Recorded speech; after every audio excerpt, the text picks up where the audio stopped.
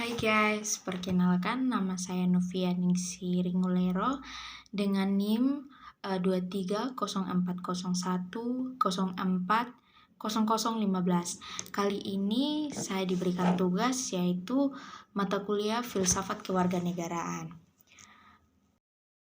Kemudian di sini saya akan membahas sedikit tentang materi warga negara kompeten vs oligarki dari artikel Haryat Moko. Kemudian saya akan menjelaskan sedikit tentang warga negara yang kompeten vs oligarki. Warga negara yang kompeten adalah dalam konteks oligarki mengacu pada individu yang memiliki keahlian, pengetahuan, dan kapasitas untuk berpartisipasi secara efektif dalam proses politik dan pemerintahan yang dikuasai oleh sekelompok kecil elit atau oligarki dalam sistem oligarki. Keputusan politik dan kebijakan pemerintah cenderung dipengaruhi oleh segelintir orang yang memiliki kekuasaan dan kedudukan sosial yang dominan. Kali ini saya akan menjawab ada 5 pertanyaan. Nah, pertanyaan pertama itu, apa yang kalian mengerti tentang warga negara kompeten?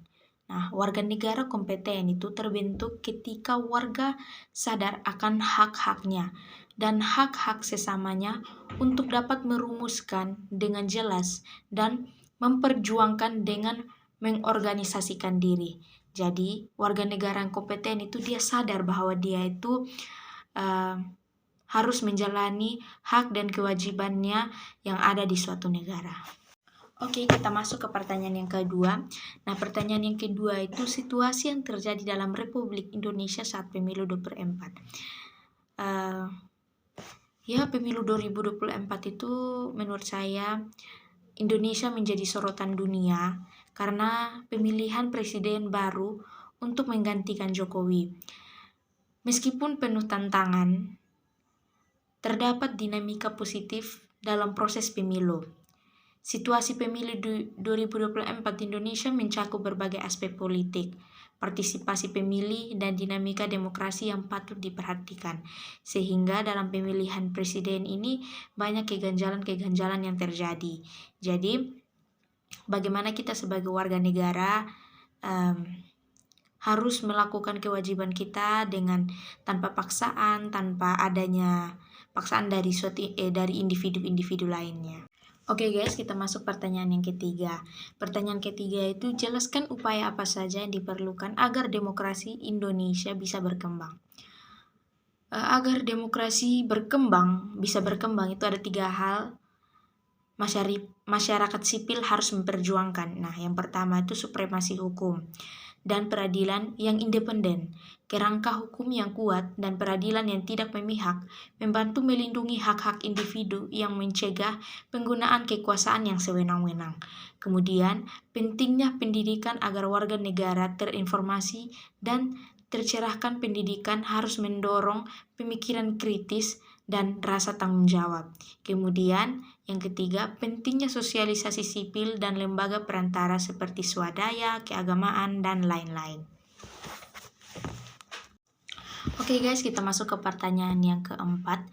Mengapa warga negara itu harus kompeten dalam konteks republik? Menurut saya karena masa depan negara itu tergantung dari masyarakat yang memilih pemimpin, sehingga negara kita bebas dan masyarakat bebas melakukan hak mereka sendiri tanpa adanya paksaan dari orang lain, sehingga warga negara itu harus teliti dalam memilih calon pemimpin negara karena semuanya itu tergantung dari masyarakatnya dan warga negaranya, bagaimana mereka bisa memilih pemimpin dan tanpa adanya paksaan dari lainnya. Itu kita adalah hak dari warga negara. Oke, kita masuk ke pertanyaan yang kelima. Nah, bagaimana mewujudkan warga negara yang kompeten?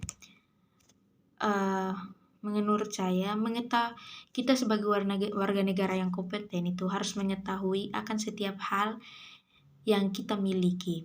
Pertahankan opini kita dan pendapat kita, dan kita gunakan suara kita sebagai salah satu dari kewajiban kita dan hak kita sebagai warga negara. Oke guys, kita masuk ke dalam solusi dan pencerahan.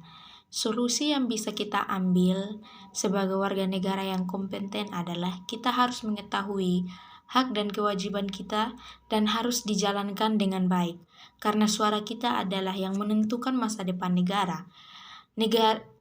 Karena negara kita adalah negara demokrasi, sehingga kita bebas memberi pendapat dan menaati hukum yang ada.